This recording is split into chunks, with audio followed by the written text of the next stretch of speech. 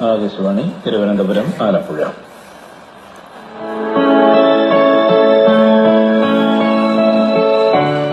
ശാസ്ത്രലോകം.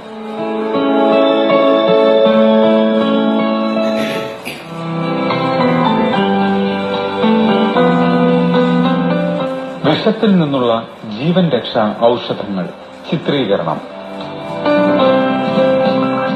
രചന doctor G Indulal.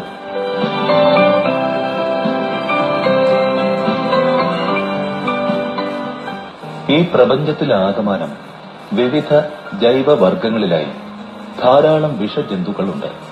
കശേരു ജീവികളിൽ മത്സ്യങ്ങൾ, കരയിലും വെള്ളത്തിലും ഒരുപോലെ ജീവിക്കാൻ കഴിയുന്ന ഉഭയജീവികൾ, ഉരകങ്ങൾ, പക്ഷികൾ, സസ്തനികൾ എന്നിവയും, അകശേരു ജീവികളിൽ ജല്ലി മത്സ്യങ്ങൾ, ചിലന്തികൾ, ഷഡ്പദങ്ങൾ, വിവിധയിനം ഒച്ചുകൾ, നീരാളികൾ എന്നിവയൊക്കെ വിഷജന്തുക്കളുടെ ഗണത്തിൽപ്പെടുന്നു. മറ്റ് ജീവവർഗങ്ങളിൽപ്പെട്ടവയ്ക്ക് ഹാനികരമായ വിഷത്തെ സ്ഥിരമായോ സന്ദർഭത്തിനും സാഹചര്യത്തിനുമനുസരിച്ചോ വിഷവർഗത്തിൽപ്പെട്ടവ നിർമ്മിക്കുന്നു.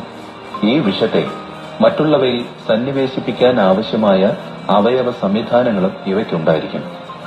ശരീരകലകളിൽ വിഷത്തെ വഹിക്കുന്നവ, ഭക്ഷണമാക്കുന്നതിലൂടെ വിഷത്തിന്റെ വ്യാപനം നടത്തുന്നവ, ഇരയെ ആക്രമിക്കാൻ വിഷം ഉപയോഗിക്കുന്നവ, ഇരയുടെ ശരീരഭാഗങ്ങളിൽ പല വിധത്തിൽ വിഷമെത്തിക്കുന്നവ, അതായത് ചീറ്റിയും കടിച്ചും കുത്തിയുമൊക്കെ എന്നിങ്ങനെ വിവിധ തരത്തിലുള്ള വിഷജന്തുക്കൾ ഭൂമിയിലുണ്ട്. ജീവിവർഗത്തിന്റെ ഭാഗവിഭാഗങ്ങളുടെ വ്യത്യാസമനുസരിച്ച് വിഷത്തിന്റെ ഘടനയിലും പ്രായോഗികതയിലും മാറ്റങ്ങൾ ഉണ്ടാകാമെങ്കിലും ഏറെക്കുറെ എല്ലാ വിഷങ്ങളും അതിസങ്കീർണമായ പ്രോട്ടീൻ ശൃംഖലകളുടെ സംയോജിത രൂപങ്ങളാണ്. എന്തും ഏതും മനുഷ്യവംശത്തിന് ഗുണകരമാണോ, അല്ലെങ്കിൽ അവയെ എങ്ങനെ ഗുണകരമാക്കാം എന്ന ചിന്തയുള്ള നാം ഏതാണ്ട് 2000 വർഷങ്ങൾക്ക് മുമ്പ് തന്നെ വിഷസംബന്ധിയായ പഠനങ്ങളും ഗവേഷണങ്ങളും ആരംഭിച്ചതായി ചരിത്രരേഖകൾ പറയുന്നു. ക്രിസ്തുവിന് 350 വർഷം മുൻപ് ജീവിച്ചിരുന്ന അരിസ്റ്റോട്ടലിന്റെ ഹിസ്റ്റോറിയ ആനിമാലിയ എന്ന പുസ്തകത്തിൽ വിഷജന്തുക്കളെക്കുറിച്ചും അവയുടെ വിഷവൈവിധ്യങ്ങളെക്കുറിച്ചും പരാമർശിക്കുന്നു.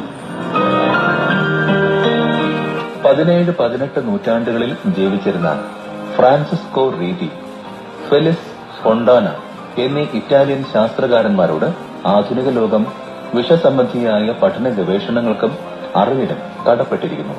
ജൈവിക വിഷശാസ്ത്രത്തിന്റെ ആധുനിക വക്താവ് എന്ന നിലയിൽ പ്രശസ്തനായ റീതി പാമ്പിൻ വിഷത്തെപ്പറ്റി ധാരാളം പഠനങ്ങൾ നടത്തി.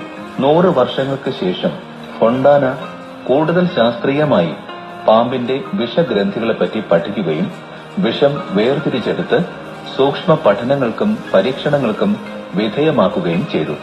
വിഷം ദഹന വ്യവസ്ഥയിൽ കൂടെ മനുഷ്യന് അപകടം ചെയ്യുന്നതല്ലെന്നും രക്തത്തിൽ കൂടെയുള്ള പ്രവേശമാണ് അപകടകരമെന്നും അദ്ദേഹത്തിന് സ്ഥാപിക്കാനായി. 20ാം നൂറ്റാണ്ടിന്റെ ആരംഭത്തോടെ വിഷത്തിന്റെ ജൈവരസതന്ത്ര പഠനം ആരംഭിച്ചു.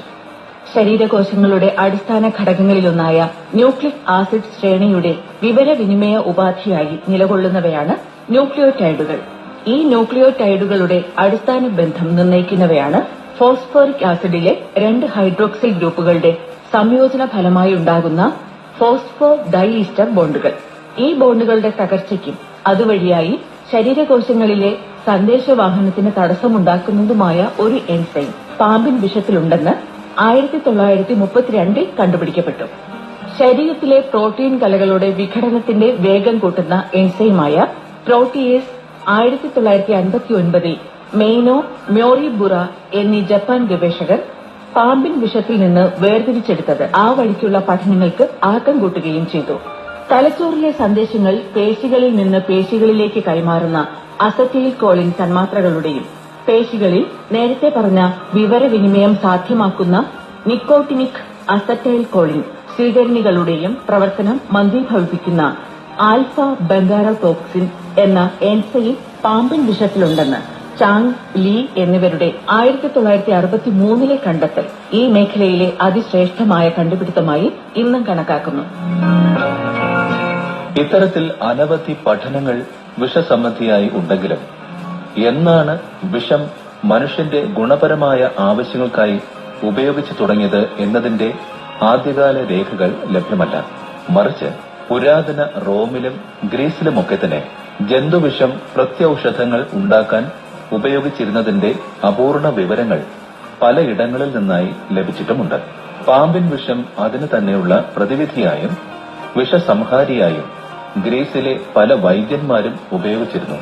ക്രിസ്തുവർഷം 1-ാം നൂറ്റാണ്ടിൽ പാമ്പിൻ വിഷം പ്രധാന ചേരുവയായ തേരിയാക്ക് എന്ന കഷായക്കൂട്ട് വസൂരി, കുഷ്ഠം എന്നീ അസുഖങ്ങൾ നേരിടാൻ ഉപയോഗിച്ചിരുന്നു. എന്നാൽ 19-ാം നൂറ്റാണ്ടായപ്പോഴേക്ക് ജൈവരസശാസ്ത്രങ്ങൾ കൂടുതൽ ആധുനികമാകുകയും വിഷത്തിന്റെ ഘടനയും മനുഷ്യ ശരീര പ്രവർത്തന ബന്ധവും തമ്മിലുള്ള പഠനങ്ങൾ ശക്തിപ്പെടുകയും ചെയ്തു. ഈ വഴിക്കുള്ള പ്രധാനപ്പെട്ട ചുവടുവയ്പ് നടത്തിയത് 1886 ആൽബർട്ട് കാൽമെറ്റ് എന്ന ഫ്രഞ്ച് ശാസ്ത്രകാരനായിരുന്നു. വിഷം ചെറിയ അളവിലും സാന്ദ്രതയിലും മൃഗങ്ങളിൽ കുത്തിവെച്ചാൽ ഈ വിഷത്തിനെ പ്രതിരോധിക്കുന്ന പ്രതിവിഷം ഇത്തരം മൃഗങ്ങളുടെ രക്തത്തിൽ വലിയ തോതിൽ ഉൽപ്പാദിപ്പിക്കപ്പെടുമെന്ന് അദ്ദേഹം കണ്ടെത്തി. വിഷസംഹാരി ആന്റിവെനം ഇതിന്റെ വ്യാവസായിക നിർമ്മാണത്തിലേക്ക് വൈദ്യ ജൈവ രസതന്ത്ര ലോകം ശ്രദ്ധ പതിപ്പിക്കാൻ ഉതകിയ അതിവിസ്മയകരമായ കണ്ടുപിടുത്തമായിരുന്നു ഇത്. റാറ്റി സ്നേക്കിന്റെ വിഷത്തിൽ നിന്ന് ചുഴലി രോഗം ശമിപ്പിക്കുന്നതിനുള്ള ഔഷധമുണ്ടാക്കാമെന്ന 1930-ലെ കണ്ടെത്തലും മൂർഖൻ പാമ്പിന്റെ വിഷത്തിൽ നിന്ന് മോർഫിനേക്കാൾ അപകട തീവ്രത കുറഞ്ഞ വേദന സംഹാരി നിർമ്മിക്കാമെന്ന 1934-ലെ കണ്ടുപിടുത്തവും മരുന്ന് നിർമ്മാണ മേഖലയിൽ വിഷപഠനത്തിനുള്ള സാധ്യത വർദ്ധിപ്പിച്ചു. അതിനെ തുടർന്ന് ജൈവവിഷം ആസ്മ, രക്തസമ്മർദ്ദം, ഹൃദയധമനിക്കുണ്ടാകുന്ന തടസ്സങ്ങൾ എന്നിവയ്ക്കുള്ള മരുന്നിലെ പ്രധാന ഘടകമായി.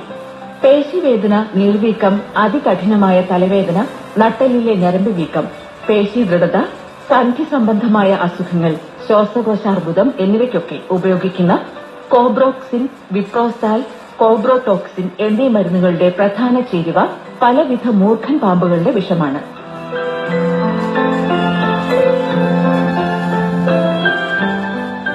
നിരവധി ജൈവശാസ്ത്ര പ്രത്യേകതകളുള്ള പ്രോട്ടീനുകളാലും എൻസൈമുകളാലും സമ്പന്നമാണ് ജൈവവിഷങ്ങൾ.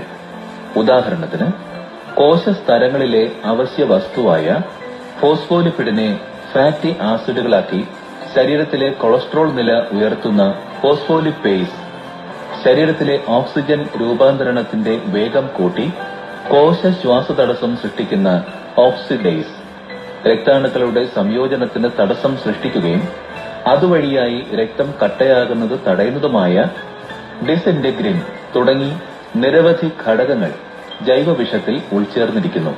ശാരീരിക പ്രവർത്തനത്തിന് ചുക്കാൻ പിടിക്കുന്ന സോഡിയം, പൊട്ടാസ്യം, കാൽഷ്യം, ക്ലോറിൻ കണങ്ങളുടെ സഞ്ചാരപാതയെ തെരഞ്ഞുപിടിച്ചാക്രമിക്കുന്നവയാണ് തേളുകൾ, ചിലന്തികൾ എന്നിവയിലെ വിഷഘടകങ്ങൾ.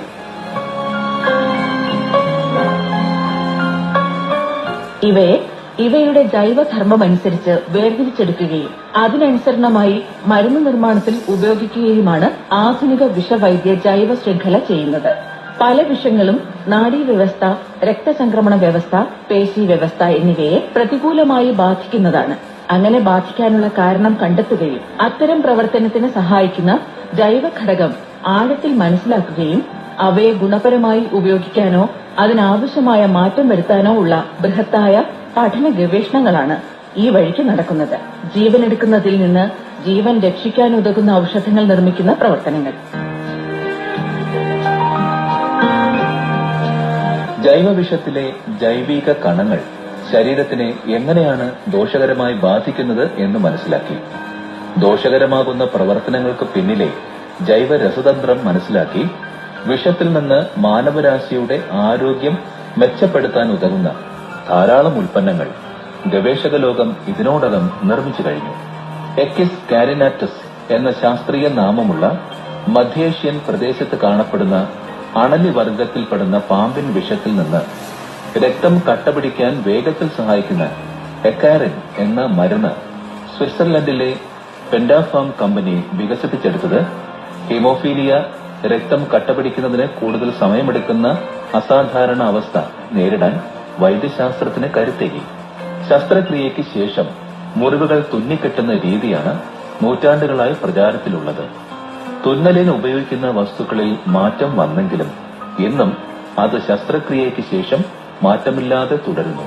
എന്നാൽ ബ്രസീലിലെ ഗവേഷകർ കന്നുകാലികളുടെ രക്തത്തിലെ പ്ലാസ്മയും തെക്കൻ അമേരിക്കൻ അണലി വർഗത്തിൽപ്പെടുന്ന പാമ്പിൻ വിഷത്തിലെ രക്തം കട്ടിയാകാൻ സഹായിക്കുന്ന എൻസൈമും ചേർത്ത് മുറിവിനെ ഒട്ടിച്ചു ചേർക്കുന്ന ജൈവനാരുകൾ നിർമ്മിച്ചെടുക്കുകയും അവയെ ദന്തശസ്ത്രക്രിയാ വേളയിൽ ഉപയോഗിച്ച് വിജയകരമെന്ന് കണ്ടെത്തുകയും ചെയ്തു.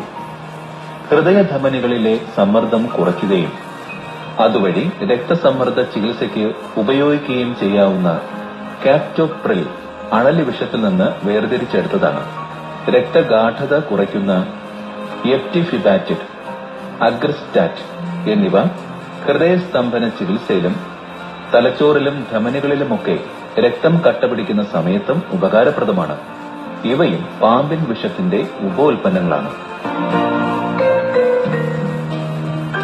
മനുഷ്യരിൽ വേദന തോന്നിപ്പിക്കുന്ന സന്ദേശങ്ങൾ സഞ്ചരിക്കുന്നത് സോഡിയം കണങ്ങളുടെ സഞ്ചാരപാതയായ NAV1.7 വഴിയാണെന്ന് ചൈനയിലെ ഒരു സംഘം ഗവേഷകർ 2006 കണ്ടെത്തി. അതികഠിനമായ വേദനയാൽ വലയുന്നവർക്ക് അതിൽ നിന്ന് ആശ്വാസം കിട്ടാൻ ഈ പാത അടയ്ക്കുകയാണ് മാർഗമെന്നും തുടർ പഠനങ്ങൾ വ്യക്തമാക്കി. ഇത്തരം സഞ്ചാരപാതകളെ മാത്രം തെരഞ്ഞുപിടിച്ച് ആക്രമിക്കുന്ന വിഷം പുറപ്പെടുവിക്കുന്ന ചിലന്തി വർഗത്തിൽപ്പെട്ട ജീവികളിലൊന്നായ ഹാപ്ലോപെൽമ ഡോറിയെ എന്ന ചിലന്തിയിൽ നിന്ന് NAV1.7 രസതന്ത്ര സന്ദേശ കൈമാറ്റം തടയുകയും അതുവഴി വേദനയിൽ നിന്ന് വിടുതൽ നൽകാൻ സഹായിക്കുന്നതുമായ HD1A എന്ന സംയുക്തം ഓസ്ട്രേലിയയിലെ ക്വീൻസ്ലൻഡ് യൂണിവേഴ്സിറ്റിയിലെ പ്രൊഫസർ ഗ്ലെൻ കിങ്ങിന്റെ നേതൃത്വത്തിലുള്ള ഗവേഷക സംഘം 2014 വേർതിരിച്ചെടുക്കുകയും അതികഠിന വേദനയ്ക്ക് മരുന്നായി ഉപയോഗിക്കുകയും ചെയ്തു. അമേരിക്കയിലെ വിഖ്യാത വാഷിംഗ്ടൺ യൂണിവേഴ്സിറ്റിയിലെ ഗവേഷണങ്ങൾ വിരൽ ചൂണ്ടുന്നത് തേനീച്ച വിഷത്തിന് HIV ചികിത്സയിൽ നിർണായക പങ്ക് വഹിക്കാനാകുമെന്നതിലേക്കാണ്. തേനീച്ച വിഷത്തിലെ മെറ്റിലിൻ എന്ന പെപ്റ്റൈഡിന് HIV വൈറസുകളെ മാത്രം നശിപ്പിക്കാനാകുമെന്ന പഠനം അതിന്റെ ശൈശവ ദശയിലാണ്. കോനസ് മാഗ്നസ് എന്ന കടലൊച്ചിന്റെ വിഷത്തിൽ നിന്ന് നിർമ്മിക്കുന്ന സിഗോനോറ്റിഡ് അസഹനീയമായ വേദനയിൽ നിന്ന് രക്ഷ നേടാൻ ഉപയോഗിക്കുന്നു. തലച്ചോറിൽ നിക്കോട്ടിനോട് ആസക്തി വരുന്ന ഭാഗത്ത് ഉപയോഗിച്ച് അൽഷിമേഴ്സ്, പാർക്കിൻസൺസ്, സ്കിക്സോഫ്രേനിയ, ശ്വാസകോശാർബുദം എന്നീ അസുഖങ്ങൾക്ക് ശമനമുണ്ടാക്കുന്ന കടലൊച്ചിന്റെ വിഷത്തിൽ നിന്ന് നിർമ്മിക്കുന്ന മരുന്നിന്റെ സാധ്യതകൾ അമേരിക്കയിലെ ഉത്ത യൂണിവേഴ്സിറ്റിയിൽ നടന്നുവരുന്നു. ഗില എന്ന അമേരിക്കൻ പല്ലിയുടെ വിഷം കലർന്ന ഉമിനീരിൽ നിന്ന് രക്തത്തിലെ ഗ്ലൂക്കോസ് നില നിയന്ത്രിച്ചു നിർത്തുന്ന എക്സനാറ്റൈഡ് എന്ന മരുന്ന് 1990കളിൽ അമേരിക്കൻ ശാസ്ത്രജ്ഞർ വികസിപ്പിച്ചെടുത്തു.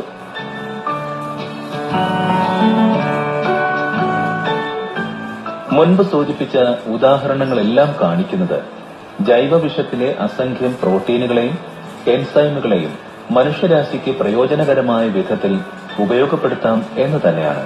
ഈ രംഗത്തെ നിരന്തര പഠന ഗവേഷണങ്ങൾ വഴിയായി പുതിയ പുതിയ ഔഷധങ്ങളും അതുവഴി സുശക്തമായ ഒരു ആരോഗ്യ മേഖലയും നമുക്ക് കൈവരുമെന്ന് പ്രതീക്ഷിക്കാം.